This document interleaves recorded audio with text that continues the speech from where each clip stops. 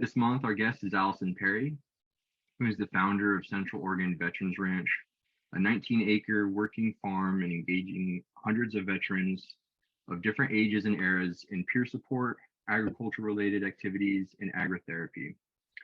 The Veterans Ranch has built community and camaraderie among veterans in Central Oregon and around the state. The ranch helps veterans find a sense of belonging and purpose through meaningful interactions, team projects, education, growing plants, and caring for animals. During the past 5 years, they've offered veterans and community members workshops on post-traumatic stress, suicide prevention, and nonviolent communication. The ranch has become a hub for veterans to meet and connect, a safe place to build relationships with peers as well as civilian community members. Several veterans have stated that the ranch saves their lives, and many return during time of personal crisis because of the trust and sense of community the ranch provides. Without further ado, I'd like everyone to welcome Alison Perry. Thank you. Thanks, Alex and Brian, for having me. It's an honor to be asked to do this. I'm always humbled. I'm not a veteran myself. I'm a military family member and a licensed professional counselor, but I have been working with veterans for about 16 years now, starting in 2005. So it's always a new and interesting and profound topic for me. So yeah, thank you for coming. So I feel like maybe we should start at the beginning. Yeah. As any other place. So I understand that you've this all started with you working at the VA. Is that correct? It actually started when my brother deployed for the invasion of Iraq in 2003. At least my journey of working with veterans started back then. I moved from Georgia. It's where I grew up. I come from a really strong pro-military family.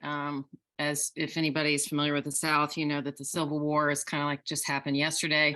So just grew up with really strong kind of background, being exposed, hi Fred Sly. And anyway, started graduate school 1 month to the day after 9/11. So October 11th, 2001 at Portland State University. My brother deployed for the invasion of Iraq in 2003, and that was kind of the turning point for me. My brother and I are 13 months apart. We also grew up in a family with a lot of trauma. There's been generations of folks in our family that were in war.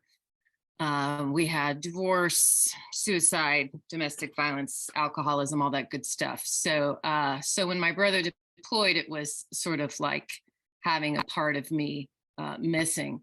So went through graduate school. Brother came home from that deployment in 2004, decided he didn't want that mission anymore. He was flying Apaches. My brother actually joined the military during peacetime. During the Clinton era, his dream was to fly humanitarian aid missions. Got reassigned to Apaches and flew gunships for the invasion. So came home, didn't want that mission anymore, decided that he was going to go for the medevac assignment. If he didn't get medevac, he was going to get out. He got medevac, did 2 more tours in Iraq, and he's still actually active duty. It's going to be just made lieutenant colonel, and will have his ceremony January 3rd. So that kind of kicked off for me. My goal had been private practice. I got into private practice right out of graduate school. And then I just felt called, and pardon my lighting. I think I've got some heavenly lighting coming in here or something.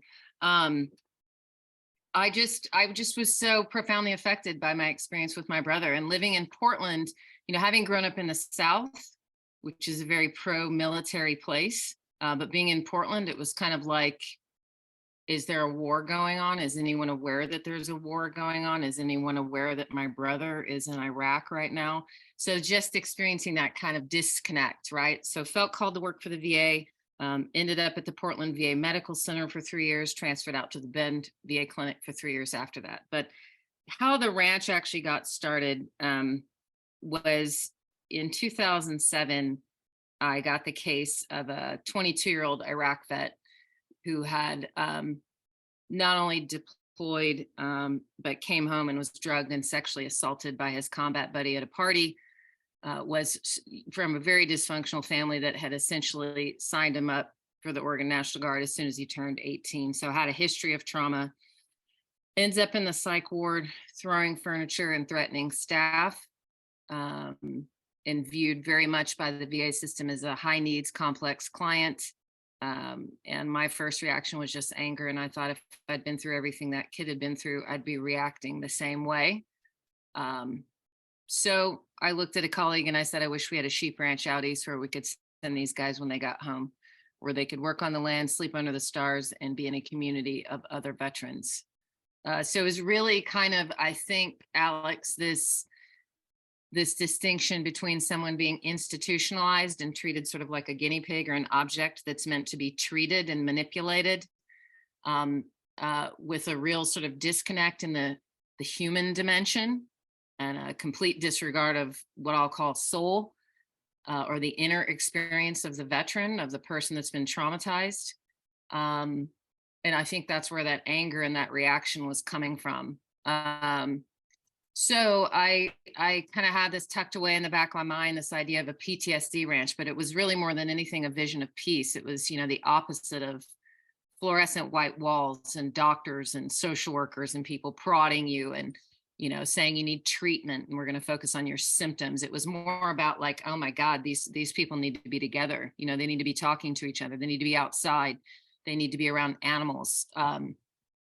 Really a more, organic, holistic, natural approach to healing, which is, I think, probably what human beings have experienced since the dawn of time, outside of probably the last 100 years. I don't know, maybe Fred is aware of this book. I think it's James Hillman. There's a book called We've Had Psychotherapy for 100 Years and Everybody's Getting Worse, or, something like that. But the point being, and I'll pause after this, is this distinction between the medical model, which seeks to treat symptoms, and a more holistic model, which looks at the whole person. So that was the start, I guess you could say. That was the beginning of the vision, at least. Yeah, I could very much empathize with the person going to the VA and like causing a scene and throwing stuff and being upset and not really feeling like I'm being taken care of. I'm just kind of being like shepherded around the building and sign here and do this, take these pills and stuff like that. I definitely also haven't been raised with very much knowledge of like what's a healthy coping mechanism and whatnot. Were you raised with that? Did you already kind of have these ideas in mind before like seeing veterans that are just running amok and not having these things? That's a really good question. As I mentioned earlier, I grew up in a family with a lot of trauma, a lot of violence, a lot of threat in the family of, people potentially dying or getting severely injured, including my brother, who I think that's one of the reasons why we're so close. So in terms of my own coping skills, I think I had the same kind of reaction that this veteran did, in terms of the rage that I felt when he ended up in the psych ward, because I actually really connected with my clients. I sort of viewed them as fellow travelers on the journey, not as like, I'm the doctor, I'm the one with the license, I've got it all figured out. It was more like, oh, wow, I've been through a lot myself, not what you've been through. But so I think if we can take our symptomology, if we can take the coping strategies that we've learned and try to unpack them and view them and say, are they productive or are they unproductive?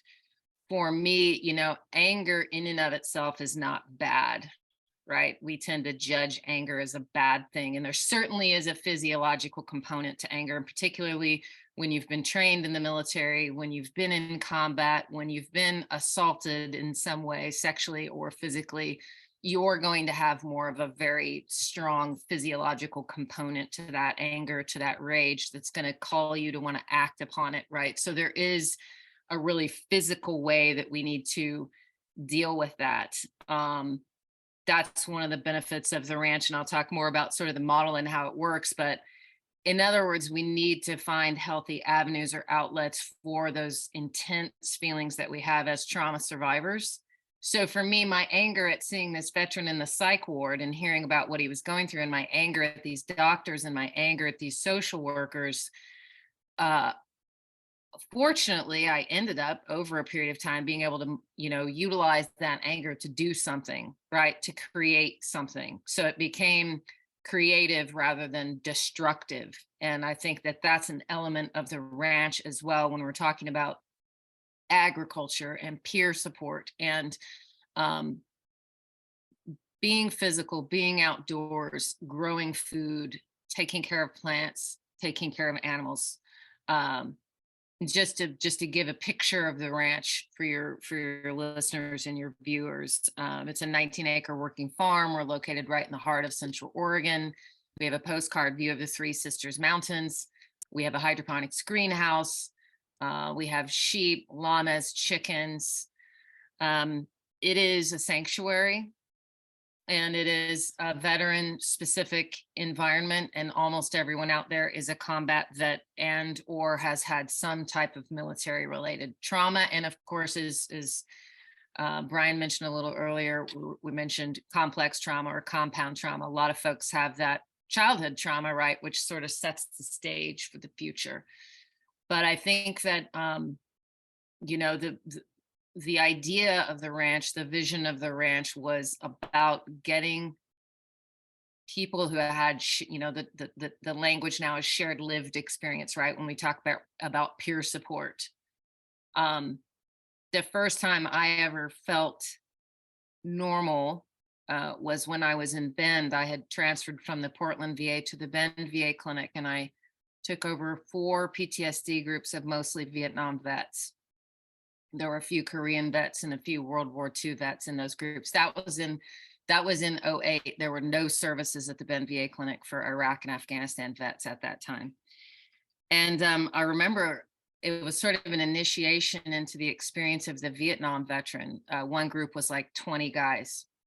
And I remember thinking like, wow, like these guys feel crazy too, and they feel anger, and sometimes they feel suicidal, and they feel like total freaks, like they don't fit in, and it was like, oh, so there must be something, it's like I wasn't in Vietnam obviously, but it was like there's something about these dynamics, these feelings of like feeling crazy and angry and like I don't know what's wrong with me.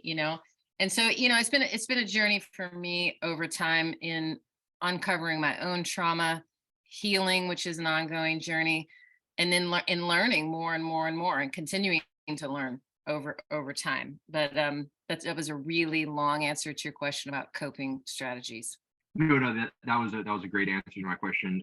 So I kind of want to lead that into kind of how it all works and the different components. And I hear you mentioning that you guys offer peer support.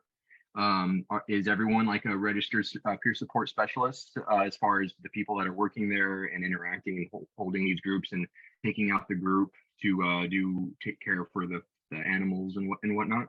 Like how you have this set up? How long do people stay? Yeah. So first of all, let me clarify that it's not residential. There's no housing. I like to think of it sometimes as a monastery or a church for combat veterans, a non-religious, of course, church, because of the nature of how protected it is, because of the sense of being a sanctuary. So you have structured and unstructured elements, Alex. So you have veterans come out. You can come out individually. You can come out as part of a group. You can come out and take agriculture classes. You can just come and hang out. Like Thursdays, we have a big veteran volunteer work day.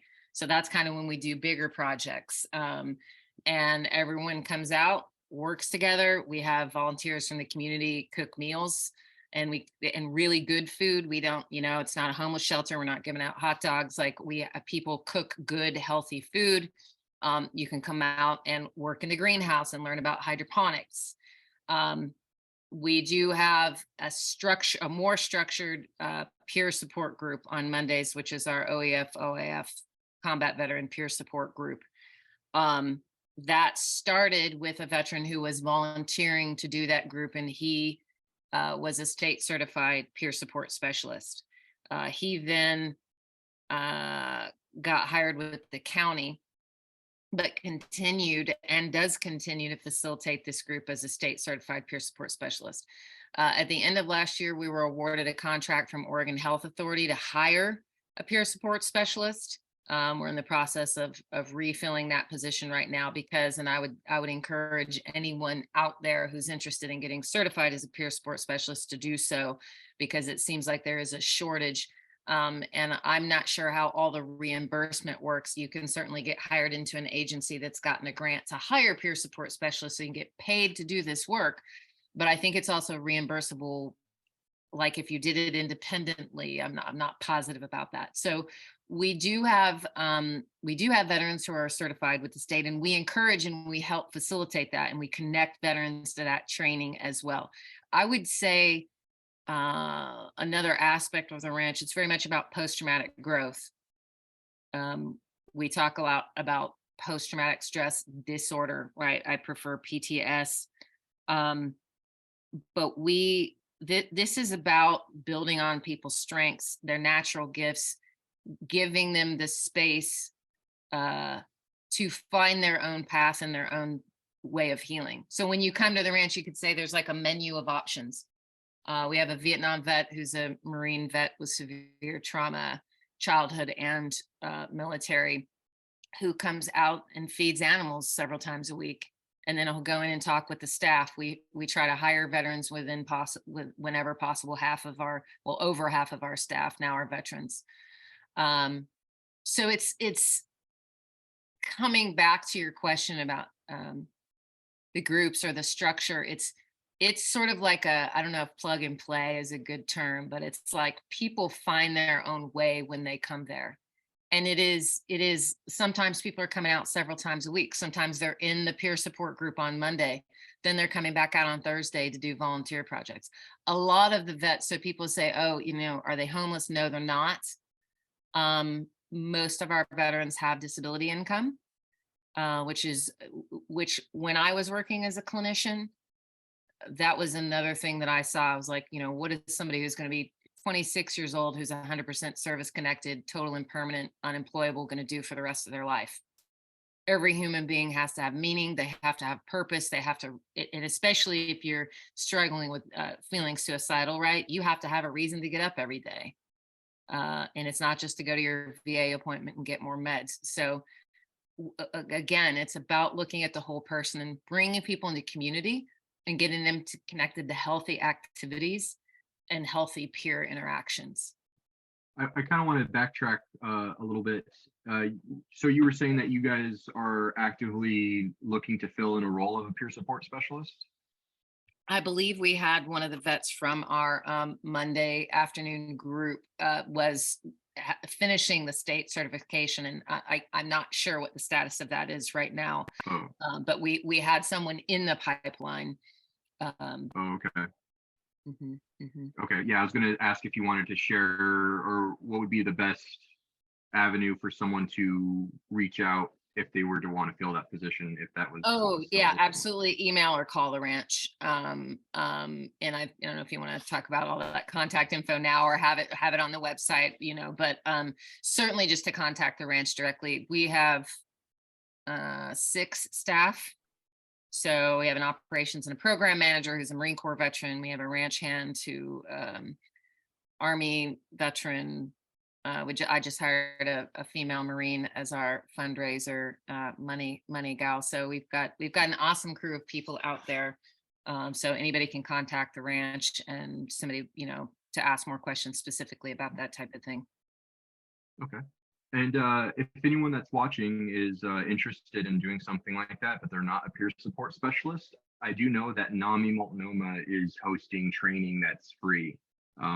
It takes a couple of weeks, and they'll get you hooked up with that. That's the path you're looking to do. I know that we've been speaking a little bit, going back and forth, leading up to this day, and I know that you guys launched a documentary. Do you want to talk about that at all? Sure.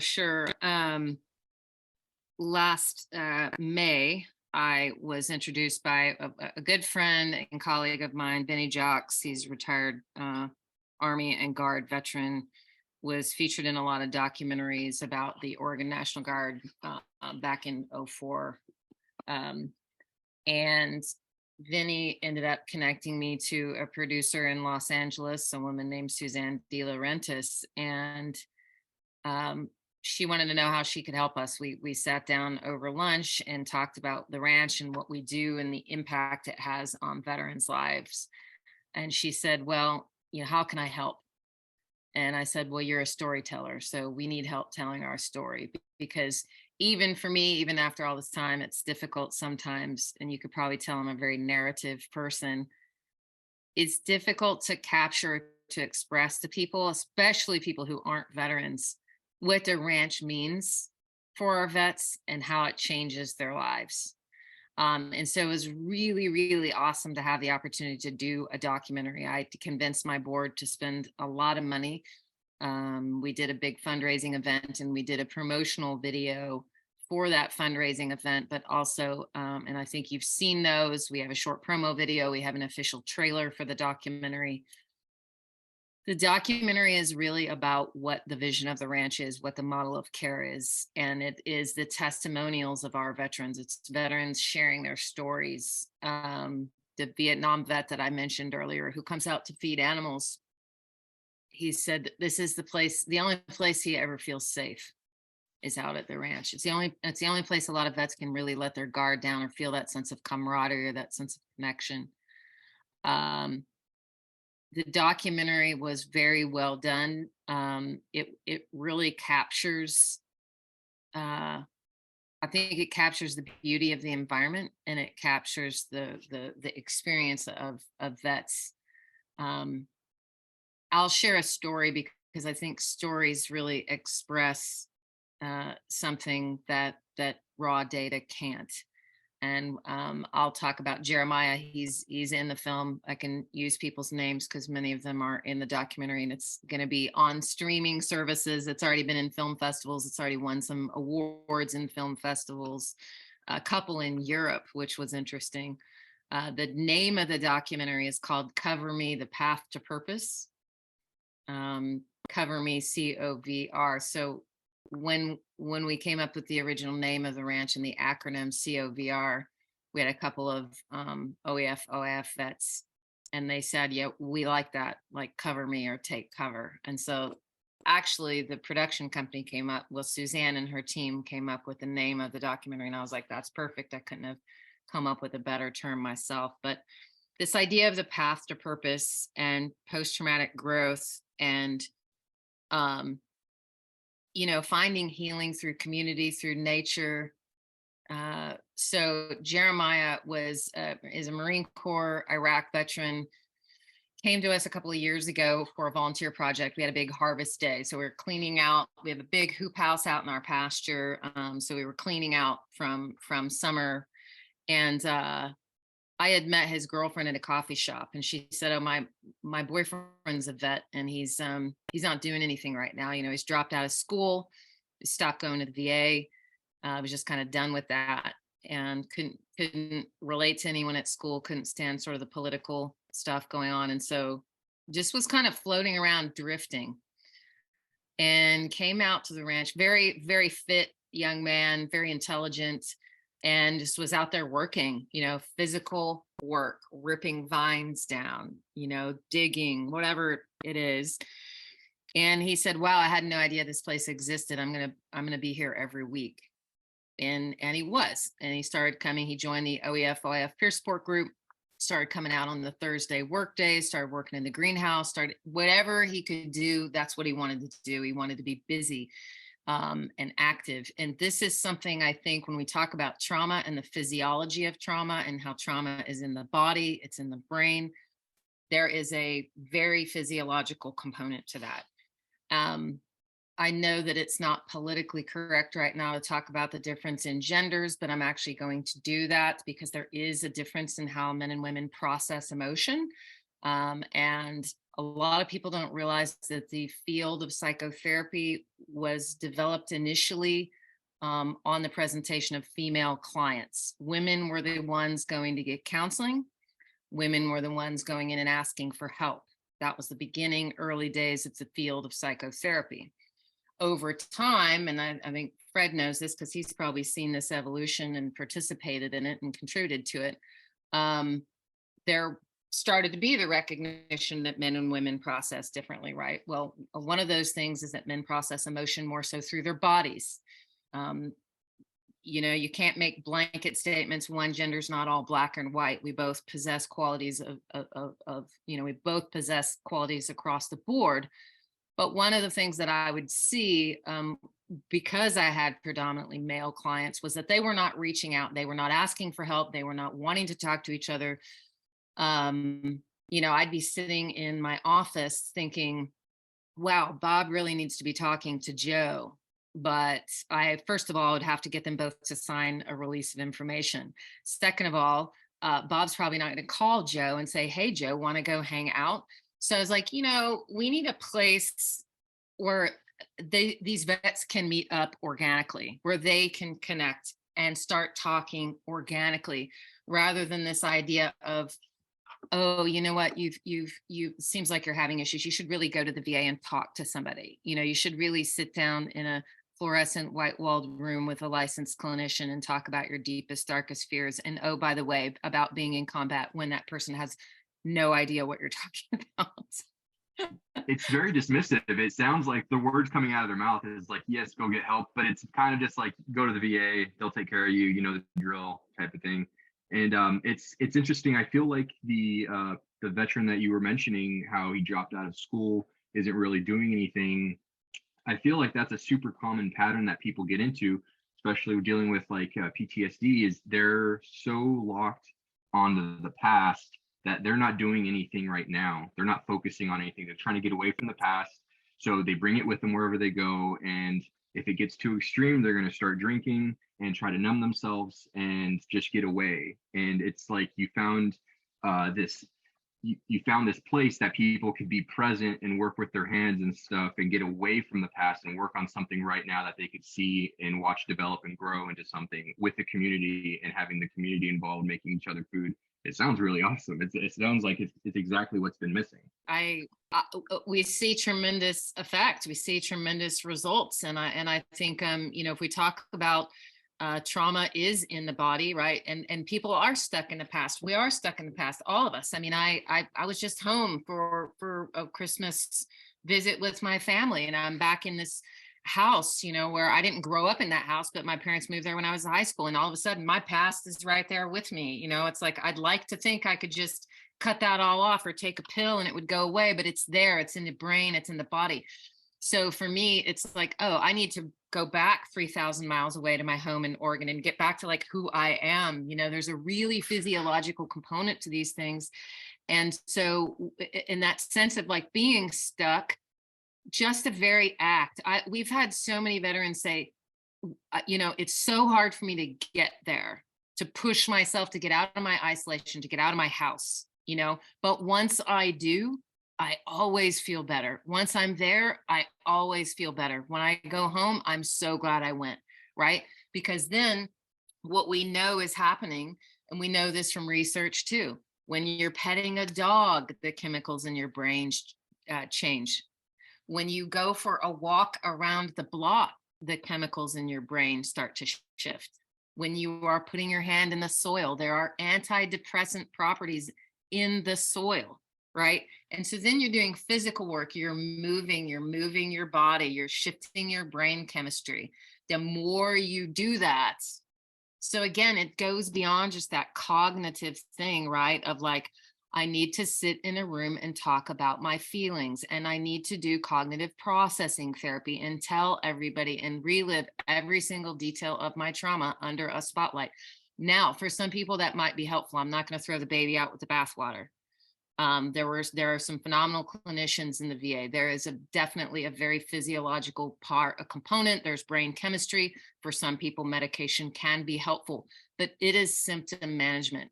It is not addressing the wounds of the soul, not addressing your whole life. What are you going to do with your life? Who are you now? It's another thing we don't talk about with being in the military and also being in combat, right? Who am I now that I'm out of the service? A broken veteran. That's the identity you're given, right? That's the identity that you're given. I'm Yeah. I'm an effed up PTSD vet. Everyone's afraid of me. I've got to isolate and I can only, you know, but it's like, no, you have your whole life ahead of you, but you're different. You know, we did, I used to use this book in the VA called the PTSD source book. And it was really about symptoms and stuff, but it had some good stuff in it. And it had this analogy in the beginning that's like, when we've had that type of trauma, you're like Humpty Dumpty, right? Like Humpty Dumpty fell off the wall and broke into a million pieces. And I had veterans come into my office say, I just want to be who I was before the war. I just want to be who I was before the military. Well, guess what? I hate to break it to you, but you'll never be that person again. But like Humpty Dumpty, we can pick the pieces up and we can make you whole again. You won't look the same ever again. I did a training back in 2008, 2009 over in Eugene with a woman. She was a female Army nurse practitioner. Her husband was a Vietnam vet. She had been in Iraq, and she was talking about military and veteran culture and trauma work. And she said, I think 90% of trauma work is grief work. And that's something we don't talk about a lot because there is so much loss with trauma, particularly we're looking at young people going into the military, right? I'm losing my freedom. I'm losing sometimes my future and my dreams if I've experienced trauma, whether that's combat or sexual assault, or severe physical injuries. We don't talk about that a lot too, right? Like I've lost certain capabilities. I've lost things that I could do before. I've lost my sense of confidence. I've lost my identity. I don't know who I am anymore. I've lost my innocence. That's a big one. That's a big one. And, you know, one day I was at the ranch earlier this year. We were giving a tour. I was giving a tour with some donors in the evening. And one of the other veterans in our documentary, Robert, came to us. And Robert is a sexual trauma survivor. He's not a combat veteran. He was grew up on farms and ranches. He was a mechanic in the Army. He was working a piece of heavy equipment, and his next in chain of command was working with him. And Robert said, don't do such and such. And the guy ordered him to do it anyway. And Robert sustained, you know, lifelong back and knee injuries. He was then marginalized by his unit and beat up repeatedly in the barracks and sexually assaulted. So, and I think that we don't talk a lot either about male on male sexual assault in the military. And that actually in the VA, I worked with almost as many men as I did with women who had been sexually assaulted in the military. So again, looking at kind of the spectrum of the types of trauma people can experience. But this is someone who also had childhood trauma, right? So now we're like adding and adding and adding, and we've got somebody that already has a fragile sense of self and a fragile sense of confidence in the world. They've been physically injured, they've been demoralized, they've been traumatized. So this is someone that came to us, and I share his story because this is what he shares openly, and we're trying to actually give him more opportunities and help him be able to share his story more publicly. But he came to us with about 6 or 7 suicide attempts, ongoing substance abuse issues, alcohol dependence. And he came to the ranch and he said it was the first place he felt really welcome, and he started to find a new sense of purpose. And because he'd grown up on farms and ranches, he started volunteering and working as our ranch hand, and has helped us the last year and a half, brought our pastures back to life. We've had dead, rocky, brown pastures. Probably when Fred was there, that's what he saw. And through a contract we had with Natural Resource Conservation Service, we got a 5-year contract to rehabilitate our pasture. So that those partnerships, contracts, grants we get provide these opportunities, these vehicles, these activities that veterans can engage in.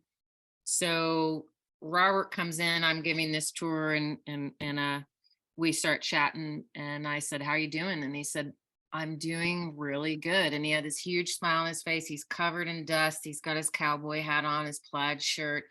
And he said, it might sound funny, but I'm starting to get that feeling like I had like when I was a kid again, of like feeling happy. And I said, wow, that's your innocence. That's your spirit. That's like that thing that we lose touch with. I'm not going to say we lose it all together. We lose our naivete, we lose our illusions. But there is, still that aspect of ourselves inside that is the unbroken aspect of ourselves. I'd call it our spirit. We can't completely get back there. It's not like we could go back and being innocent again. It's like we can't go back in time. That's just not the thing that we're able to do. But it's like being able to understand how you got where you are through whatever type of life experience you have, and being able to help someone else that is in a similar situation to go through it more quickly. And when I say that, I mean get to a point of understanding how you got there with as minimal amount of suffering as possible. And that sometimes that's not always going to be the case, but I can't help but think that I feel like everyone has just an appreciation for innocence. I mean, I developed an appreciation for innocence when I was deployed, just seeing some of the kids in the situations that they were in out there. And from my military experience and life experience, I can't say that I am an innocent person. I'm not fully in there, but I recognize it when I see it, and it's something that I think we all should kind of strive to help maintain for each other when there's an opportunity. Do you find that is that a common occurrence as far as you're talking about the veteran that kind of got back on track and devoted themselves to being more involved with the ranch? Is that a common occurrence that you have people come in and they have this epiphany of like, oh my gosh, I'm getting so much from this and I want to contribute and be part of it? Yes, it is. We have veterans that have been involved in the ranch for years, anywhere from,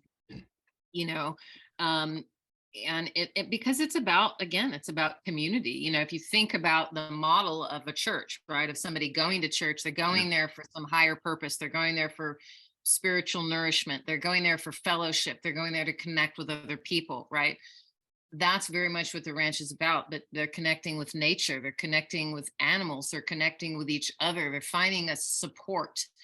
And I agree with you. We can't really recover our innocence, right? But I like the use of this word spirit. And our mission statement is a working ranch that restores purpose and spirit to veterans of all ages and all eras. Because this is the idea, again, Alex, of post-traumatic growth. Like I can't be who I was, but I can integrate the experiences I've had, and I can learn from them. And then I can actually discover that I have something to offer. Some of your listeners or viewers might be familiar with shamanism, right? And in ancient cultures, the shaman would facilitate a journey, a psychic journey.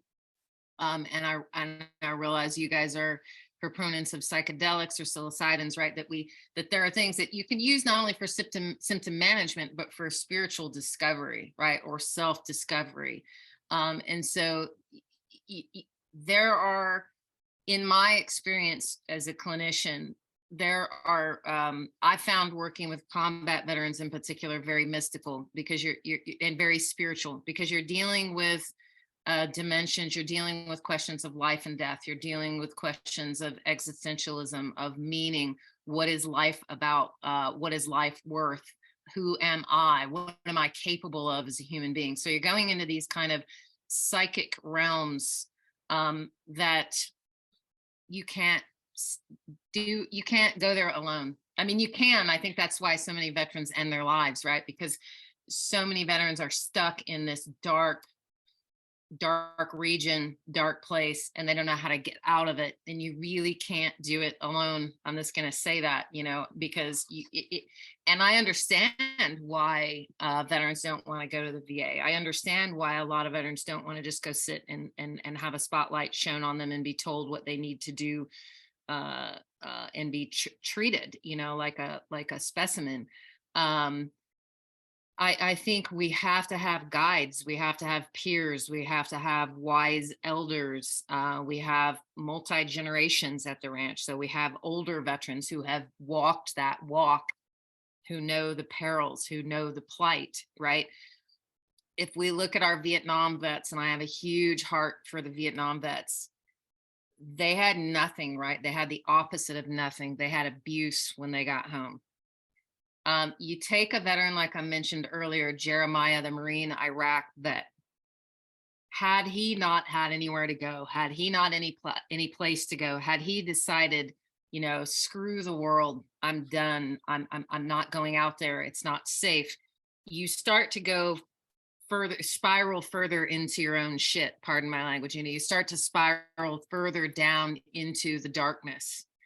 And again, we can't do this alone. And also we grow in the context of relationships, development, human development, emotional maturity. That comes from interactions. It does not come from sitting at home, staying on the computer, or playing video games all day and numbing yourself out with substances. You'll stay stuck forever in that place, right? There has to be a connection to other humans. There has to be activity. There has to be generativity, right? We have to generate. So that idea that we can grow, we can integrate those dark experiences. And as you said, helping others, it's sort of like we journey with others. You might be 1 or 2 steps ahead of them. You might not be that far ahead of them, but maybe you figured a couple of things out. One of the things I say to veterans is about the ranch is that, and being in community, is just your presence is valuable. We always think we live in a society that uses people for production, right? Like the human being is objectified, the human being is commoditized. The human being is capital. The human being is capital. So we have soulless institutions that treat the human being the same way, right? And so we forget that we have intrinsic worth and value just by the fact that we're a human being. And for veterans, you all possess such a tremendous amount of value for each other. The fact that someone showed up, the fact that someone is at the ranch, the fact that someone wants to sit with you in your shit when you're feeling like you don't want to be alive anymore, when you're feeling like you can't cope anymore, when you're feeling like you can't relate to your friends and family anymore. Someone's there to meet you. Some animal is there to meet you that loves you, that wants you to feed it, that wants to play with you, So it's, no, we can't recover our innocence, but we can still be living, thriving human beings. And that post-traumatic growth part is so huge. And it's often John Parsons, or JP, the guy that started out as our very first peer sports specialist, he said, if it wasn't for this work, I wouldn't be alive. So you have to find something that makes your life worth living. And oftentimes that is helping others, right? Being present to others. And for veterans, it's so key to be in community with others who have experienced what you've experienced.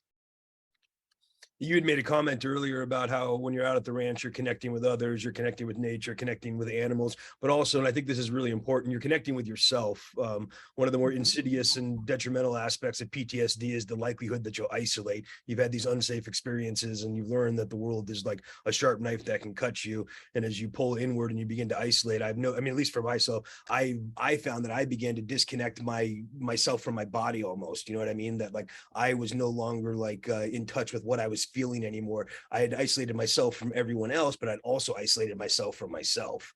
Like I'd put this wall up with my feelings. And it's like, from that point forward, I feel like in many ways, I kind of turned myself into a ticking time bomb, because you can only do that for so long. Eventually it's all going to come spilling over, and it's probably going to be very traumatic and, very painful for everyone around you too. So yeah, it's just yeah. And it's like you're saying, Brian, I mean, it's like when you can only do that for so long, because you're either going to implode or you're going to explode. Yeah. And I just my heart goes out to people who have gone through what so many veterans have gone through, and then to come out and to be spit out into these systems that really don't get the depth of what a human being has been through when they've been in war, or even just some of the experience of just of being in the military, what that does. But this idea too, like you said, is so valuable, that of reconnecting with yourself, right? And I know for myself, I experience myself in the context of relationships, right? I have to have a, I have a contemplative practice. I have a prayer practice. I experience myself internally. I experience myself as a created being. But when I'm in a relationship, when I'm talking to you guys, when I'm seeing Fred, I'm like, oh, I'm having an experience. I can feel myself. Something else is coming out of me that wouldn't come out if I was just sitting on my couch, or if I was plugged into a device, right? Something's coming out. And that idea too, that we're physical creatures, we're biological creatures. So being outside, physically moving, again, coming back to that piece biologically, specifically for men, that so much of the emotion is in the body. Now, when I'm physically active, now when I'm interacting with others, I am like reconnecting with myself, right? I think also with, I mean, just the ranch in general, I think there's some positive therapeutic consequences to that I think fulfill like some very deep needs, especially when it comes to like biological functions. You were talking about like dopamine production, being outside, being in a community. I mean, we are relational creatures. That is deeply satisfying and validating to our experience. So just having someone to be around. And then also you've got these like small scale activities, little projects that you can do. And when you're done with the small project, your reward system is, now getting triggered, and you probably haven't had a lot of that sensation for a very long time, so yeah, just the natural therapeutic consequences just seem to be right up the alley for what a PTSD victim would need, someone who suffers from PTSD. Well, and I want to touch on a couple of things related to what you're talking about. And one is safety, and it's something related to what you're talking about earlier. And then the other one is that sense of self-worth. So at the ranch, we are very conservative in terms of civilian engagement. So it's really like, we have so many people that say, oh, I'd love to come out and volunteer. I'd love to come out and work with the vets. And I'm like, well, they don't want to work with you.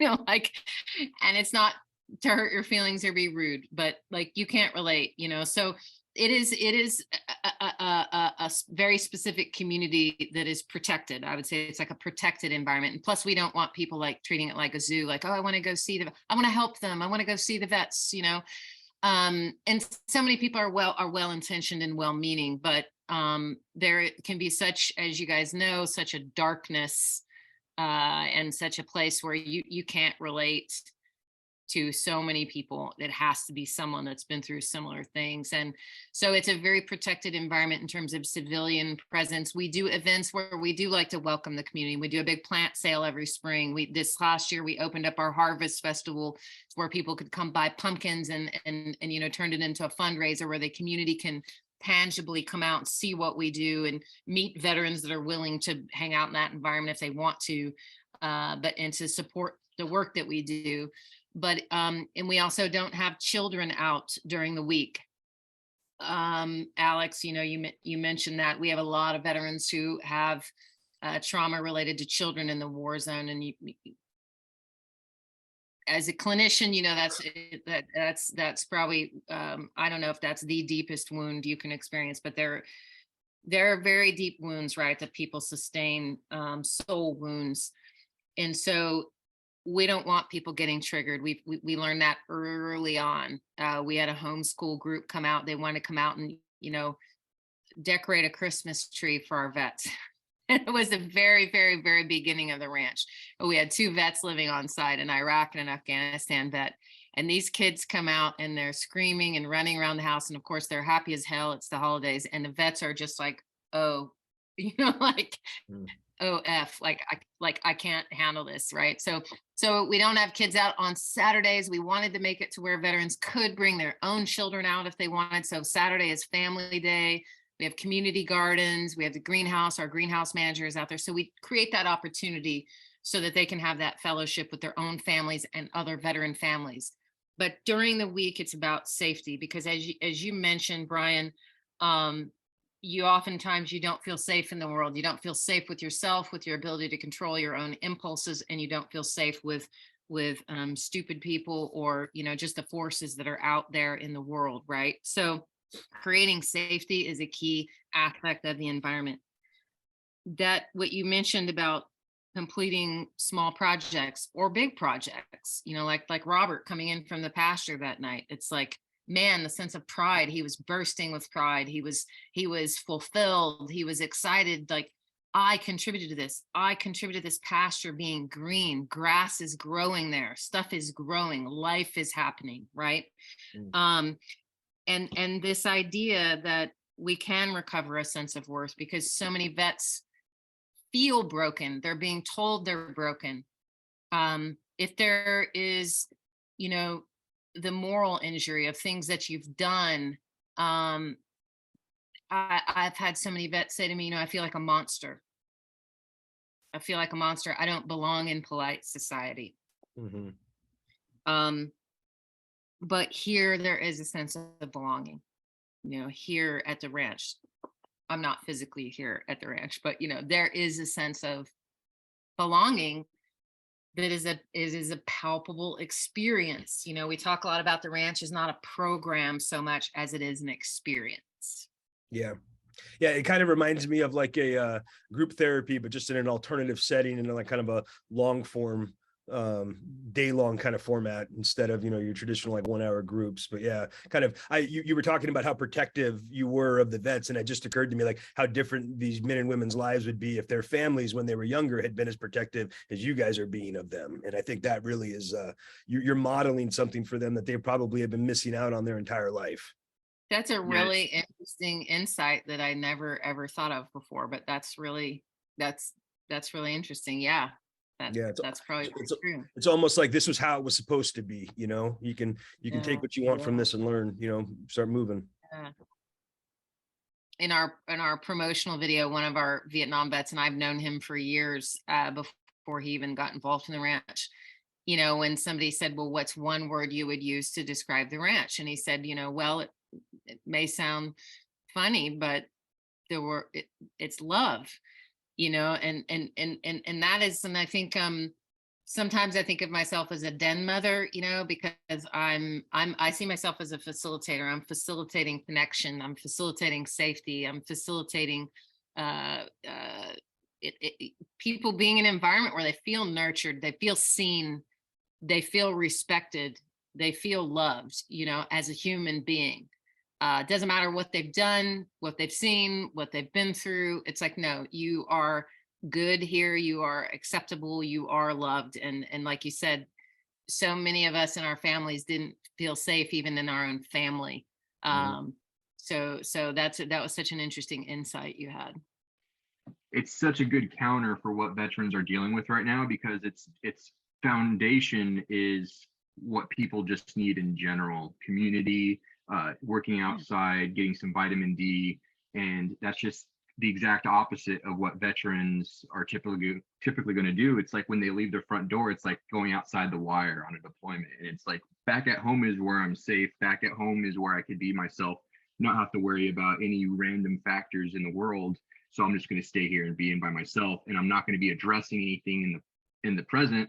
I'm going to be lost in the past. And instead, you guys have set up something that it could get people outside, but it's not an environment that is going to be triggering, and it's not one that's going to be threatening them, and it's going to allow them the opportunity to work on something with people that they could relate to and start having connections and networking and just build relationships. And I did not think, I haven't thought of that before, as far as like no kids, not so much community to come in. I was, in my mind, I kind of automatically thought like, well, I guess you'd let people in and help, and why not? The more the merrier, or just keep it super exclusive like that. But I think that's a good balance that you guys have, and it seems like balance is kind of also foundational with you guys, as far as just how to live life and how to move forward without being drugged back by the past and just being stuck like that. So you guys, it sounds like you guys had this documentary. It sounds like that just tells me like things are going well. You're having people like Robert and other veterans that are staying on, and just you could just see a real turnaround with them. For people that are hearing this and seeing this and say, well, maybe I don't want to intrude and show up, like what type of stuff are you guys planning on expanding on if you haven't said anything already, and how can they help contribute to that? What is a way that people could be involved, and where you guys headed? We're anticipating with the documentary that there's going to be greater interest in the model. I mean, obviously we have a physical farm here in Central Oregon. I have veterans in Washington State. Jake Daly is a regenerative farmer. I think he's moved to Tacoma now, but he comes down and does workshops at the ranch. Jake is interested in starting a very similar model. I got veterans in Texas, and then one of our veterans moved to Tennessee. So we see this as something that could be started in other areas. It's scalable. Figuring out the business model is a part of it. You know, are we going to be sort of a governing body over different locations, or are we going to sort of be in more of a consultant role of helping folks get something off the ground, you know, to do something similar? So I do see this as having, especially with the documentary coming out, more exposure, more awareness about, hey, there's a different way to do things. Hey, that's something I'd like to have in my community. Certainly have had a lot of family members, you know, reach out and say, gosh, I wish there was something like this where we live. So I could have my son go there, or, you know, another family member. So that's a part of, as far as our physical location. I think it's just more and more as we grow, offering more opportunities for veterans to engage different types of things. We have people that want to volunteer and donate time, like teaching art, you know, veterans how to do art. We've had Fred Sly come down to do nonviolent trauma informed communication classes, and had we not just had the last 2 crazy years, we would have had him come back down. I'm happy to see him on this call. But different, I guess I think it was like menu options, you know, and we keep developing the property. We were going to try to acquire the property next door so we could expand. We weren't able to financially swing that in the time frame that was necessary. But yeah, just continuing to build the community. We do have a program that hasn't launched that will require a lot of planning and a lot of funding, but that's part of my dream, is to have specialized end of life care for combat veterans. I think I got that inspiration from working so closely with my Vietnam vets, hearing them talk about death and dying. And so coming back to this idea that the ranch is like a monastery, but you have different generations caring for each other at different stages of life. You know, when we talk about trauma across the lifespan, there is a unique presentation of trauma, specifically combat trauma, moral injury, and soul injury at end of life. So that's a future vision. When and how that gets launched, well, people always say, well, when is that going to happen? And you know, the answer is when we have the money. The ranch had its 7-year birthday this year, so we've been in existence 7 years. We started operations in April of 2015. We have just continued to grow and develop the property. We'll have probably a more active, robust livestock program in the next year or so. You know, getting the pasture rehabilitated was a big project. Takes a lot of time and effort and resource to get something like this off the ground. At least we pioneered it. We learned the way together, me and board of directors and veterans and volunteers, right? Like built this thing from the ground up. So we'd be excited to share with others how to get started or how to do it. So I think that expansion piece is part of the future. Hopefully the end of life care piece will be part of the future. And I think the documentary will really help us get there with the exposure and the awareness and hopefully the funds that will generate when people hear the impact this has on our veterans. Just kind of going off of the observation that this seems really beneficial to veterans, do you guys have any views or plans to expand outside of this single facility, like maybe setting up second locations, trying to service other communities in the area? I don't know so much specifically in this area. Potentially, again, it really all comes back to funding, and then you really have to have sort of a driver. You really have to have a leader or a person that's willing to take the bull by the horns and get something going, whatever their area is. Like Jake Daly up in, and he might be a great guest for your show at some point. He's involved in something called Veterans Ecological Trade Collective, and he sort of inherited a struggling, failing nonprofit that had inherited some toxic wasteland, was what they gave the veteran farmers, of course, to rehabilitate. So anyway, Jake has got his own thing going up there, but he's very interested in, when he came to see us, he said, oh, this is the model, because we have so much going on agriculturally and the peer aspect of it, right? So would love to continue collaborating with him and helping him get as much in place as possible to have this similar model to the Veterans Ranch. So yes, we do hope to have other locations, but again, it probably takes really someone on site to be the driver of that and lead the charge.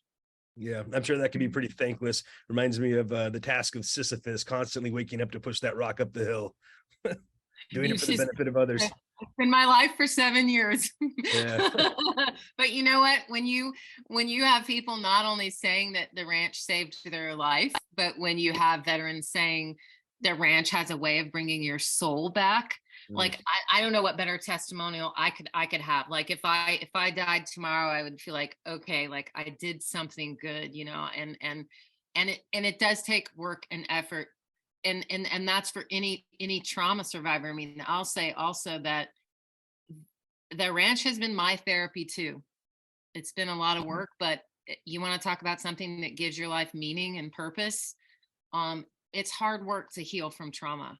It's hard work to figure out, how can I make a living and make a difference, you know, in other human beings' lives. And I taught for 4 years at our state police academy, and I also have a huge heart for law enforcement. And we've actually had people say like, oh, it'd be really cool to have something like this for cops, you know, because of what they go through, or first responders, you know.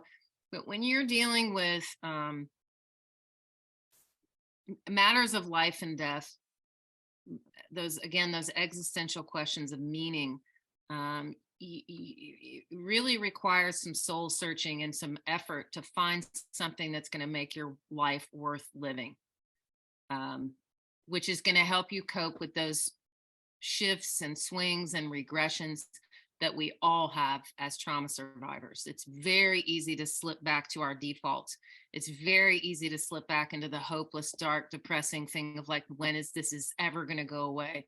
I thought I was around this corner. I thought I was done with this, which is why community, right? And our friends that lift us out of our own mire community is so critical, so critical. So yes, I'd like to see more places like this, specifically for vets. I was gonna say, I think about the homes that a lot of these guys come from, and then they end up in the military, and that's probably the most sincere form of a family. You know, you've got camaraderie, acceptance, you know your place, and then all of a sudden you get kicked out into the real world, and it's like businesses are almost more inhuman than the military is. You know, at least in the military you have like a shared common goal that you're working towards. In a business, they'll just cut you if the numbers don't make sense. You know, so it's like the idea that you guys are offering that opportunity to get a sense of belonging again for guys that probably haven't felt like they belong for most of their lives. I mean, just such a therapeutic thing to provide for them.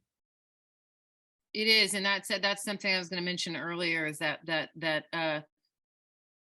people are laughing and having fun, right? So it's not just like I'm learning about hydroponics, I'm in a peer support group. It's like, no, they're giving each other crap about what branch of the service they were in, or like, you know, it's the same kind of humor that you use in the military to cope. Like, and then you're like, oh, when did you serve? Where did you serve? What branch were you in? There's just this tremendous sense of camaraderie. Like, oh, I'm back in my family again. You know, and it's awesome. It's so awesome. If someone's watching this on YouTube and they're seeing this and they say, wow, that's something I want to check out for myself, being a veteran, or maybe they'd want to recommend it to a loved one, And I feel like maybe hearing about that you have a documentary, maybe you're starting to get a lot more influx perhaps of people.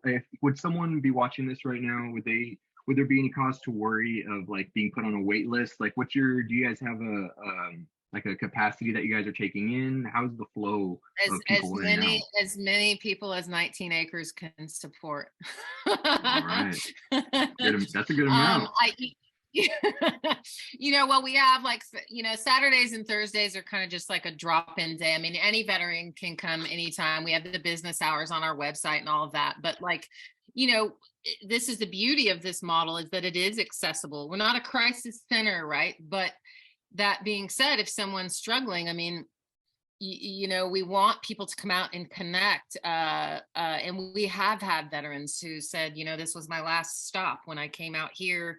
If I didn't find help or someone I could connect with, that was it for me, and but because there are so many options, if it's like if you want to come to a group, then you need to kind of go through a vetting process, right? And talk with us and talk with the staff and figure out which group is the best fit. We partner with the vet center too. So the vet center is doing a lot of their PTSD support groups physically out at the ranch because they like being in that environment better than an office or a government room with no windows.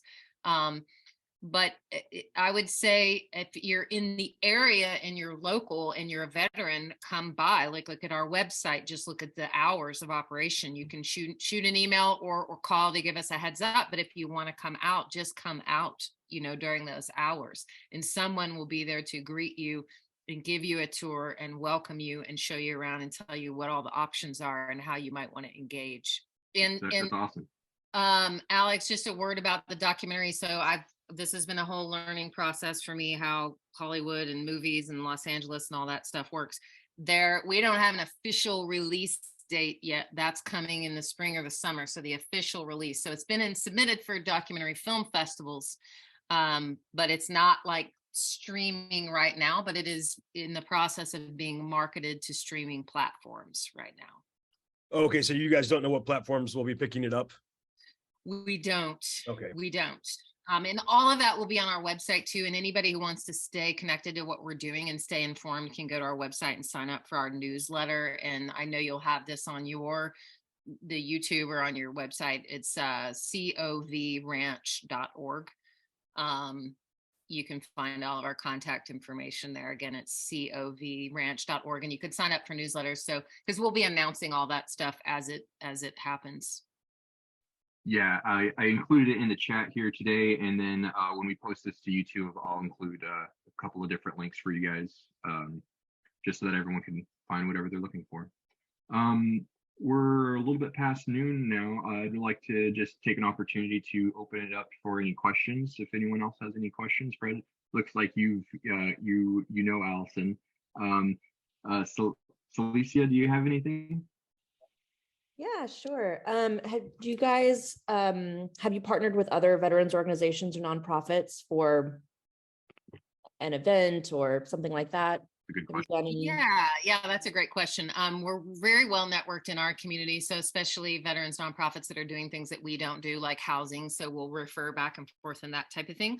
A lot of our veterans have gone through a program called Save a Warrior. I don't know if you guys are familiar with SAW, but they do amazing work. One of our veterans says there's only 2 organizations he knows about that transform the trajectory, change the trajectory of a veteran's life. And one is the Veterans Ranch and one is Save a Warrior. So we're looking at, we refer to them. And then a lot of times when veterans have gone through that program, the beauty of the Veterans Ranch is that it's a place you can keep coming back to, right? It's not just a program you go through, it's a community that you belong to.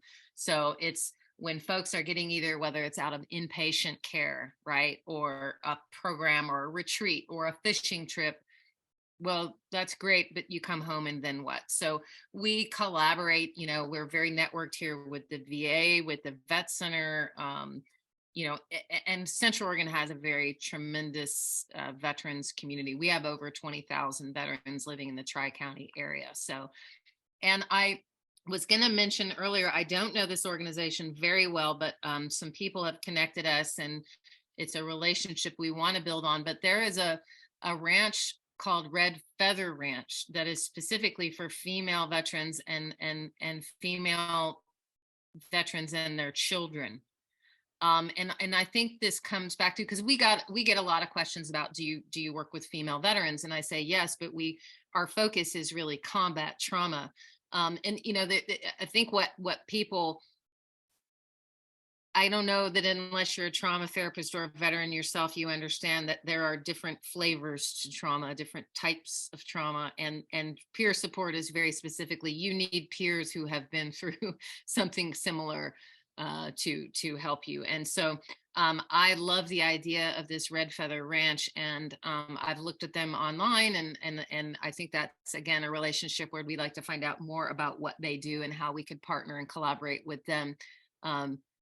Because you can't be a specialist in every single thing, and that's why you rely on your partners. And we also have a nonprofit here called High Desert Food and Farm Alliance. They're not a veteran nonprofit, but they're about providing education and supporting local food systems. And so we love working with other organizations and partnering, because we want our vets to have access to as much as possible. Awesome. I represent a veteran nonprofit in Portland area, so I might be sending an email, reaching out. Oh, cool. Excellent. All right. What is your, well, we can talk. And we're not, it's a job placement, so it's Northwest Veterans and Technology, but yeah, I'll shoot you an email. Well, Alison, I can't tell you how happy I am to see your face, right? And when I saw the announcement come across, I went, what? I'm not going there. That's so good, right? And so this may be a totally obvious question that I got on 7 minutes after it started. You might have already answered, but how's the conversation about psychedelic assisted therapy going now that you can go down on Burnside and 16th and buy under 12 grams legally and walk out with it in your pocket? Psilocybin. What's this, any bubbling of conversation about that? Oh yeah, absolutely. I mean, we have veterans that have already been doing that on their own, and I think the legalization is probably really important in terms of people understanding what's actually beneficial and therapeutic. And I think I don't know. I'm not by any means an expert in that area, but just my awareness of spiritual practices and the brain, that, you can use substances for different purposes, for spiritual awareness, for psychological growth, for symptom management. But there is great interest. A number of our veterans have either been using it or experimenting, microdosing on their own.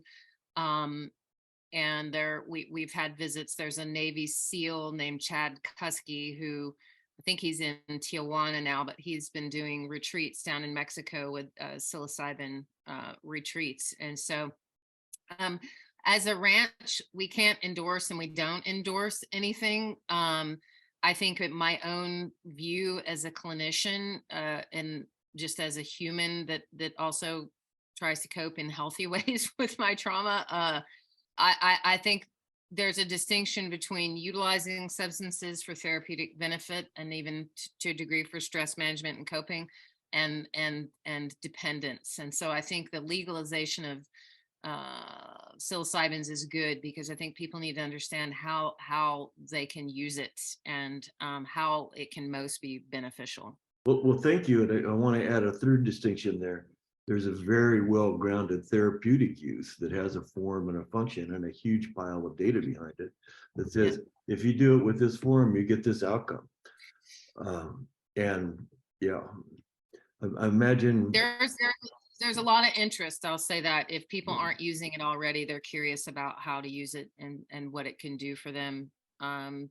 There's a great need to have alternatives to pharmaceuticals. And I think pharmaceuticals not only are so intense and have so many side effects, but there's also the kind of corporate profit aspect that makes pharmaceuticals kind of ugly in a lot of ways too.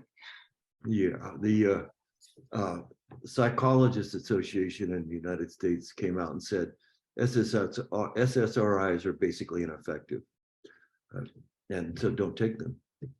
And I'm not sure if their use has gone down any, but Well, I think it's why shows like this are so important, right? Is spreading awareness and helping people understand what their options are and what's out there, what the alternatives are. Yeah, thanks for Yeah. bringing up about the SSRI, Fred. That's something I observed as well, and I don't think there's been any decrease in prescribing at all. So it's just kind of like, okay. Well, I mean, it's somewhat the namesake of our show, and but it's the biggest enemy for treating mental health is ignorance, and but that's kind of why we're here. We're here to spread the word, to talk about some stuff. This could be an educational show where we talk about some things that people might not be privy to, or we're going to spotlight someone in the community that's giving back and to help give people direction to get involved. So in the end, psychedelics, from what I've seen in my own life, very beneficial for mental health, especially with combat PTSD, but it's not a miracle pill. It's not like you take it and you're cured. There's work to be done. You want to be honest and open with yourself about your past. You need to live life being present. You need to be open with other people and build community. And it's a deliberate practice. It's a deliberate way of living your life. So with that, just want to thank again Alison Perry and the audience for joining us today. If you're going to be watching us on YouTube and you'd like to join us for a live show, I'll leave a link for the meetup page so you could check out the calendar and what we have planned in the future. And with that, we'll have all the links for the shows live. And we do a show every third Sunday of the month at 11 a.m. And joining us next month, we'll be meeting with Amy Ullman-Schmidt, who is with the Returning Veterans Project, and that will be January 2023. So thanks a lot for joining us, guys. Have a good one. Thank you so much. That's awesome. Thank you so much. good to see you, Allison. You'll hear from me soon. Very good. Take care, everybody. Thanks a lot, you guys.